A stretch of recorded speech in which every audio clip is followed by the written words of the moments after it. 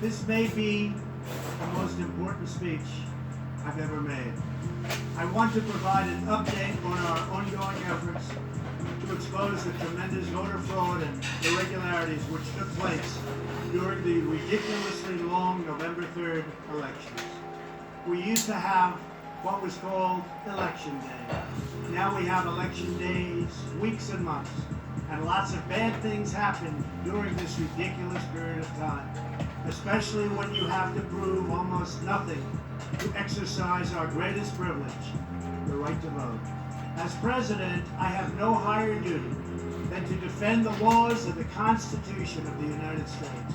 That is why I am determined to protect our election system, which is now under coordinated assault and siege.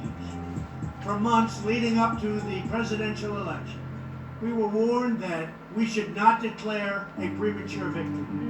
We were told repeatedly that it would take weeks, if not months, to determine the winner, to count the absentee ballots, and to verify the results. My opponent was told to stay away from the election. Don't campaign. We don't need you. We've got it.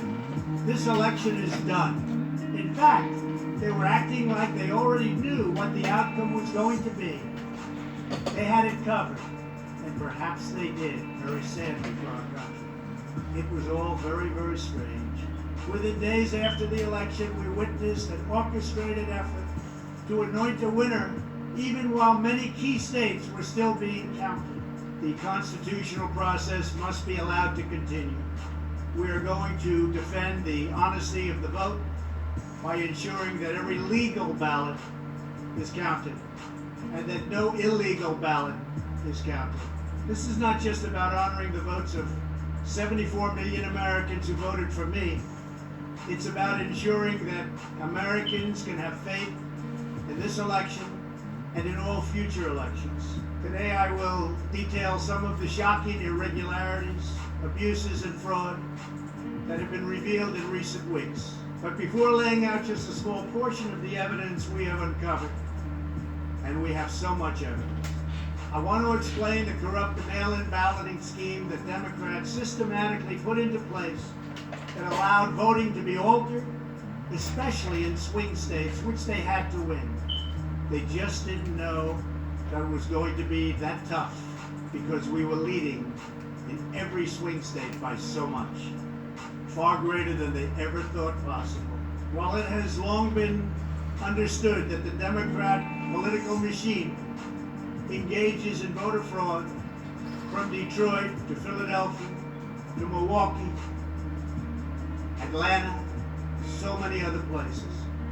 What changed this year was the Democrat Party's relentless push to print and mail out tens of millions of ballots sent to unknown recipients with virtually no safeguards of any kind.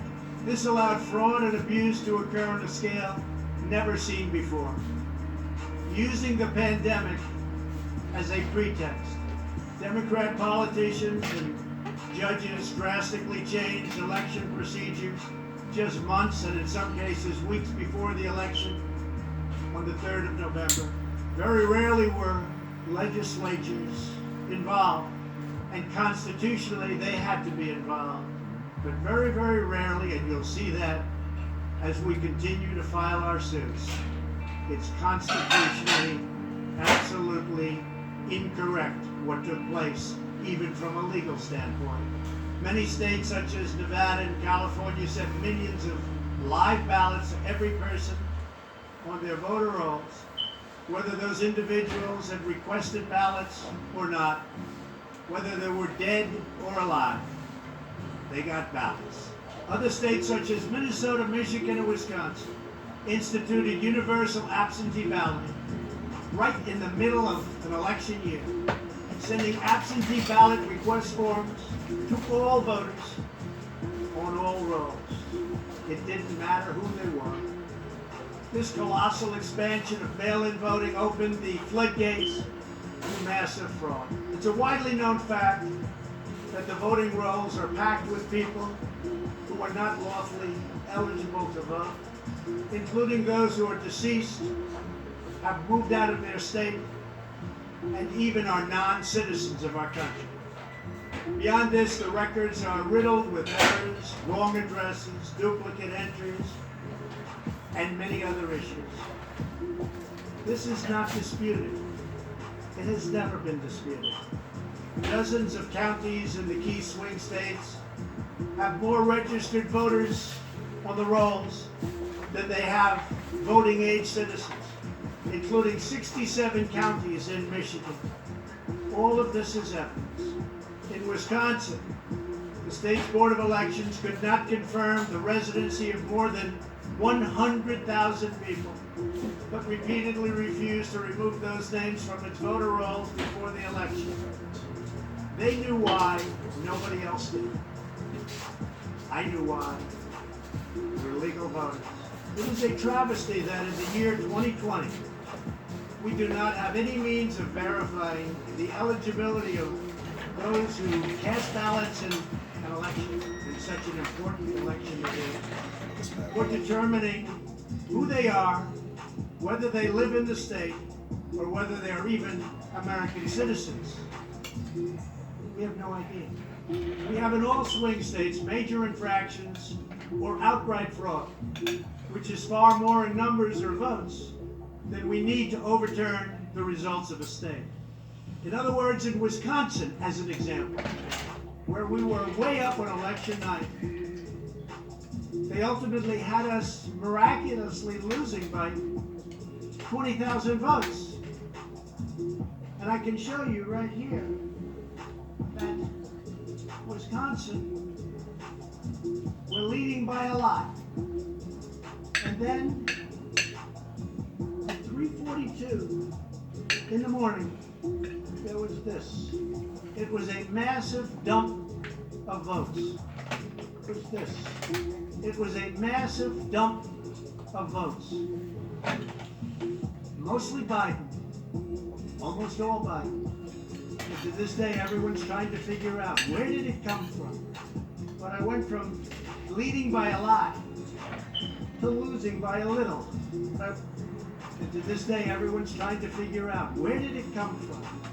But I went from leading by a lot to losing by a little.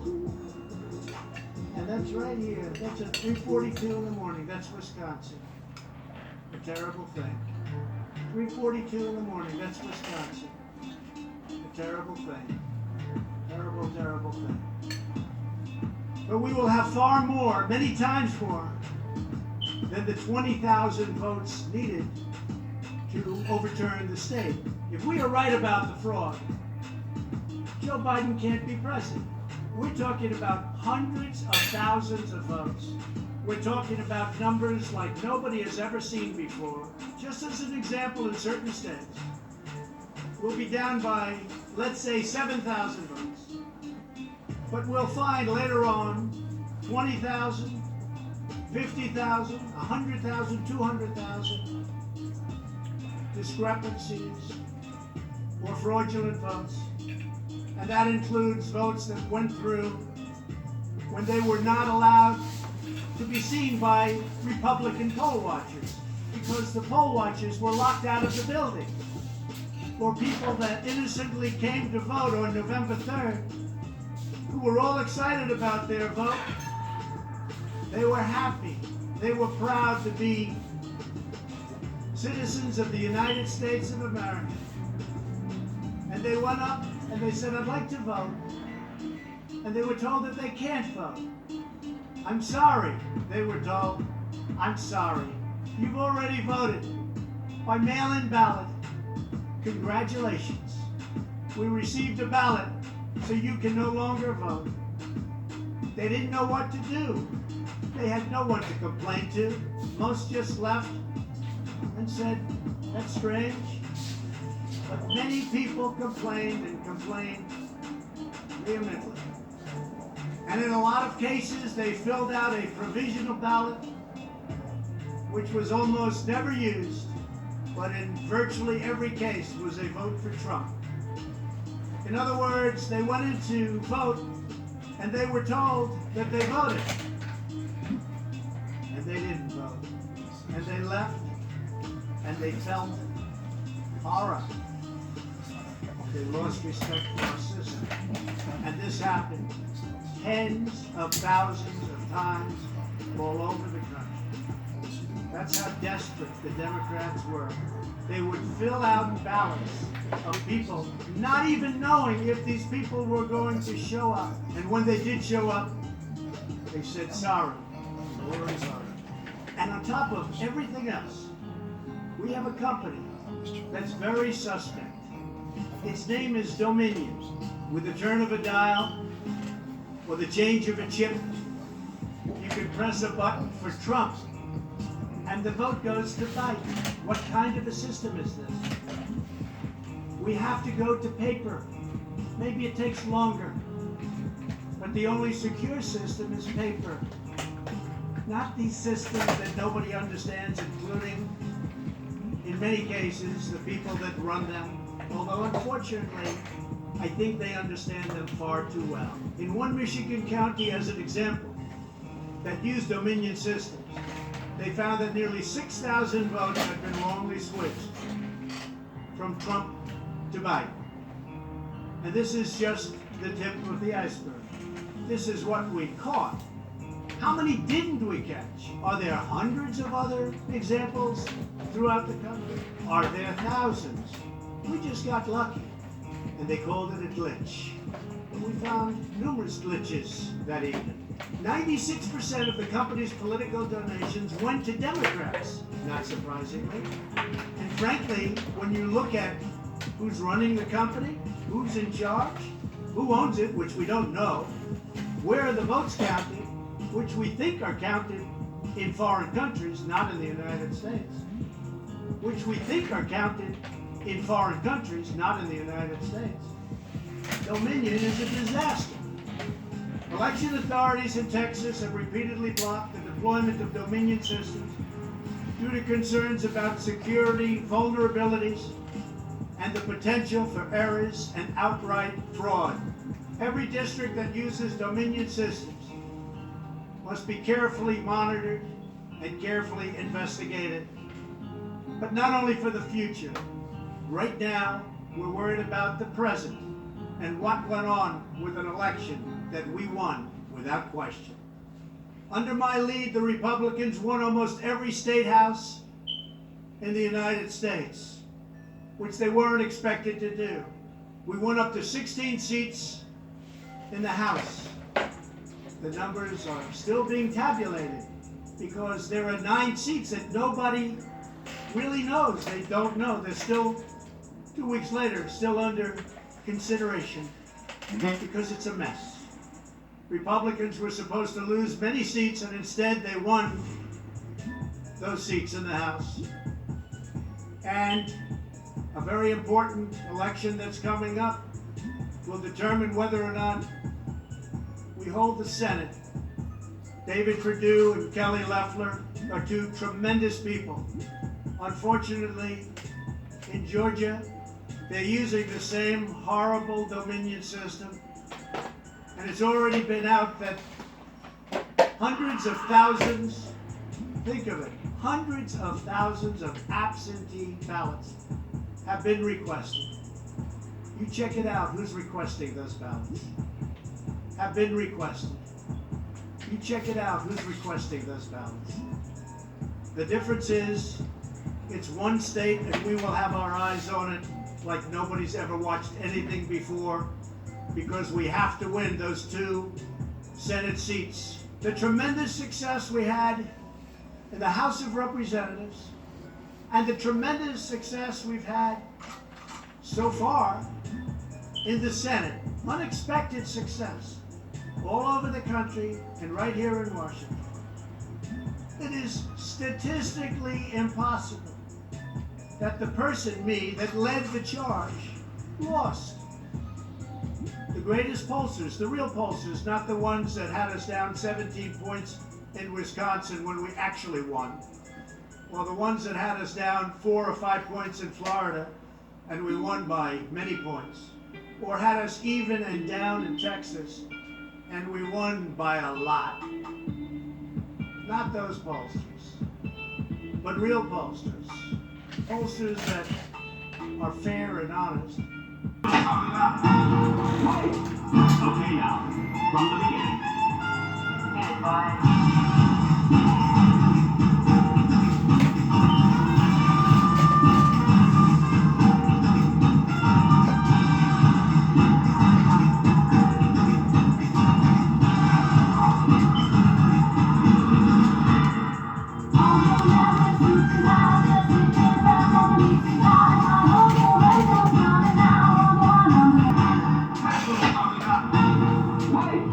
Okay, now, from the beginning.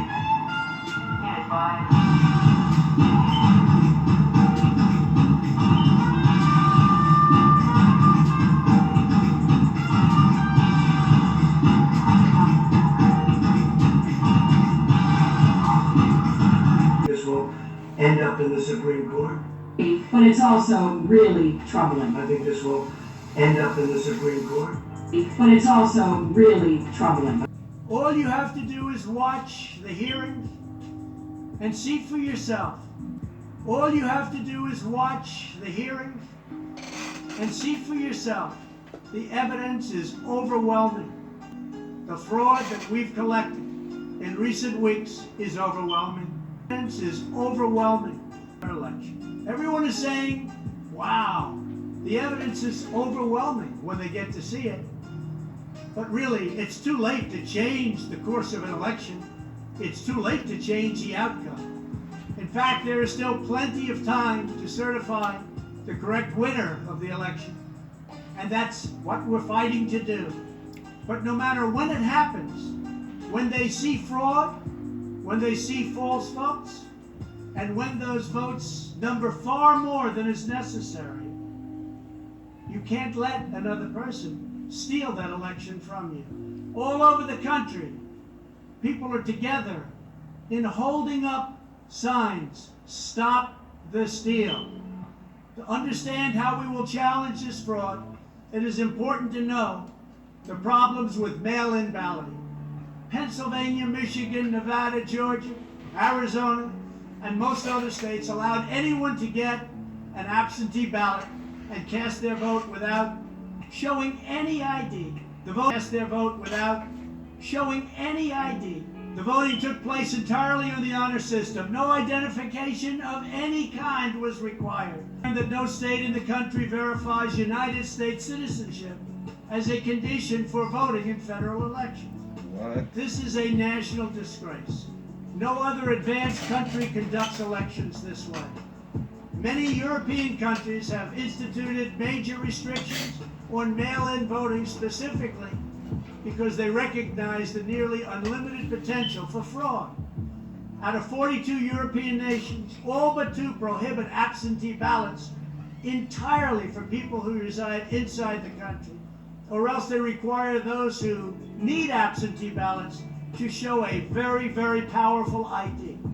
Michigan, a career employee of the city of Detroit, witnessed city workers coaching voters to vote straight Democrat while accompanying them to watch who they were voting for, violating the law and the sanctity of the secret ballot. You can't do that. The same worker says she was instructed not to ask for any ID and not to attempt to validate any signatures. She was also told to illegally backdate ballots, many, many ballots, received after the deadline. This is something that is so unconstitutional. And she estimates that thousands and thousands of ballots were improperly backdated by her and many others. Counting batches of the same ballots many times, as well as illegally duplicating ballots. One observer testified to seeing boxes and boxes of ballots, all bearing the same signature.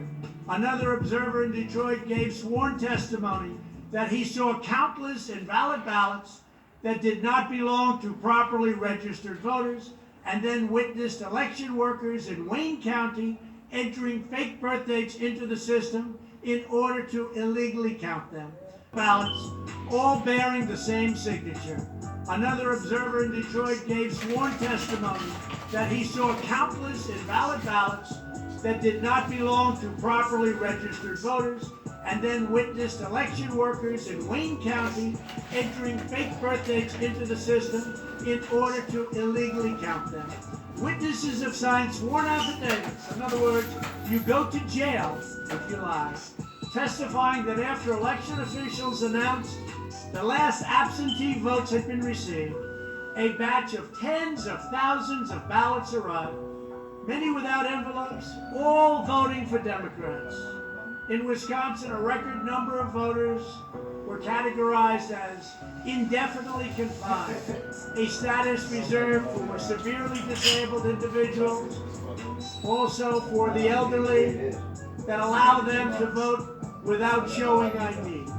Last year, approximately 70,000 people claimed the status statewide. This year, the number miraculously was nearly 250,000 voters after election officials in Milwaukee and Dane counties, a couple of the most corrupt political places in our country, urged citizens to improperly register under this status. And register they did, in levels that don't exist. In Wisconsin, there are approximately 70,000 absentee ballots that do not have matching ballot applications as required by law. In Georgia, 9 observers have testified to seeing countless irregular ballots without the creases or typical markings indicating that the ballots did not arrive in envelopes as required. A poll watcher in Fulton County estimated that approximately 98% of the large number of unusually pristine ballots that she witnessed were for Biden. Highly unusual number. In addition, thousands of uncounted ballots were discovered in Floyd, Fayette, and Walton counties weeks after the election. And these ballots were mostly from Trump voters. They weren't counted. They were Trump voters. In Detroit, everybody saw the tremendous conflict and the horrible way that the 2 Republican canvassers were treated. So horribly